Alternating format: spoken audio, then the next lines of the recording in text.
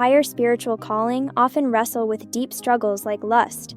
It's a battle many avoid talking about, yet it's far more common than you'd expect. And the reasons behind it might just surprise you. If you're feeling weighed down by this hidden fight, you are definitely not alone.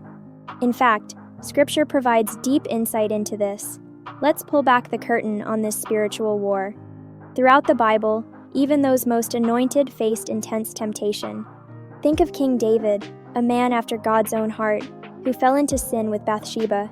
Or Samson, blessed with divine strength, but overtaken by his desire for Delilah. Even now, those called by God face this same inner warfare. But why? Why is lust so aggressive toward those marked for greatness? This isn't just about human weakness, it's part of a larger spiritual conflict, and the enemy knows exactly who to target. Scripture speaks clearly. Ephesians 6:12 reminds us that our struggle isn't against flesh and blood, but against unseen powers, spiritual forces of darkness. Lust is not just a physical impulse, it's a targeted attack against those with divine assignments. The enemy knows that if he can stain the purity of a chosen vessel, he can disrupt their destiny. So why is the fight so fierce? 1. Spiritual awareness makes you a target.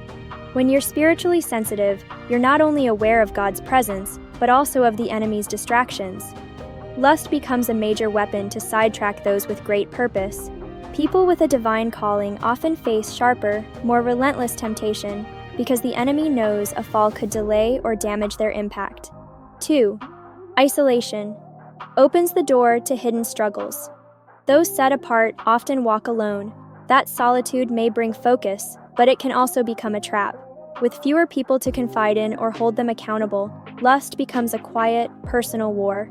Secrecy only feeds the cycle, keeping many from reaching out and keeping them stuck. 3. A high calling brings stronger attacks. The greater your mission, the fiercer the resistance. Lust isn't just a natural urge, it's spiritual sabotage, meant to distract and divide. Many great spiritual leaders fell, not because they lacked strength, but because they underestimated the enemy's persistence. Lust is often used to wear down even the most powerful voices. 4. Emotional wounds create weak spots. Those who are chosen often carry deep emotional pain, rejection, loneliness, past betrayal. These scars can become open doors for temptation. Lust steps in as a false comfort, a temporary fix for deep wounds. Without healing, it becomes a trap, a cycle of shame that repeats. 5. Strong gifts, but weak flesh. Being gifted doesn't mean being immune. Even the most anointed remain human. Without spiritual discipline, prayer, fasting, renewing the mind, the flesh stays vulnerable. The higher the calling, the deeper the need for self-control. Without consistently feeding the spirit, even the chosen can fall into patterns of destructive thoughts and actions. But there is hope. This battle is real, and many fight it silently. But freedom is absolutely possible.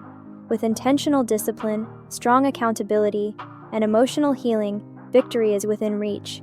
The enemy wants to trap you, but God's power is greater. The only question is, will you rise and fight, or will you let the enemy win?